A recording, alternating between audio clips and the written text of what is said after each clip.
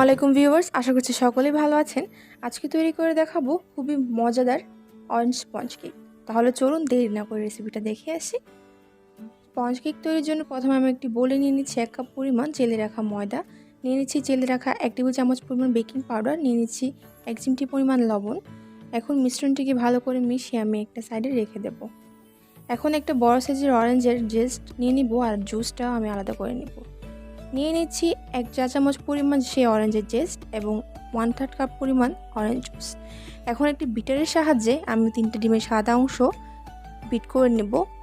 এখানে আমি 1/2 কাপ চিনি বিট করে নিচ্ছি, পুরোপুরি চিনি দিচ্ছি না, 1/2 কাপ আমি ভাগ করে করে দিচ্ছি।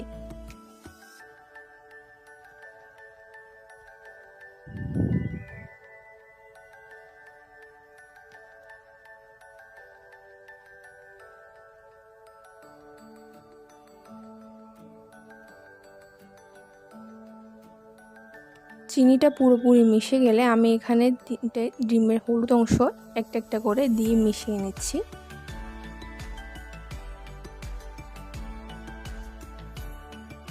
এখন দিয়ে দিচ্ছি 1/2 কাপ পরিমাণ রান্নার রেগুলার তেল।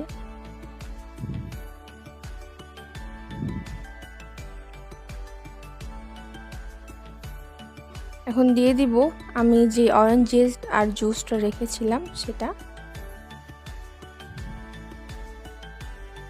এখন মিশ্রণটিকে ভালো করে মিশিয়ে নিচ্ছি।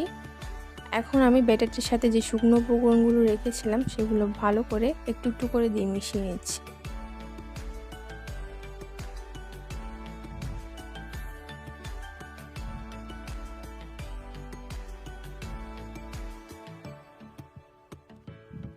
ব্যাটারটি তৈরি হয়ে গেলে আমি একটি পাত্রের মধ্যে একটি কাগজ বসিয়ে সেখানে আমি অয়েল ব্রাশ করে নিচ্ছি। অয়েল ব্রাশ করা হয়ে গেলে আমি এখানে ব্যাটারটা দিয়ে সেট করে নিচ্ছি। আমি পাত্রটিকে একটু ঝাঁকিয়ে আমি ব্যাটারটিকে একটু ঠিকমতো বসিয়ে নিচ্ছি।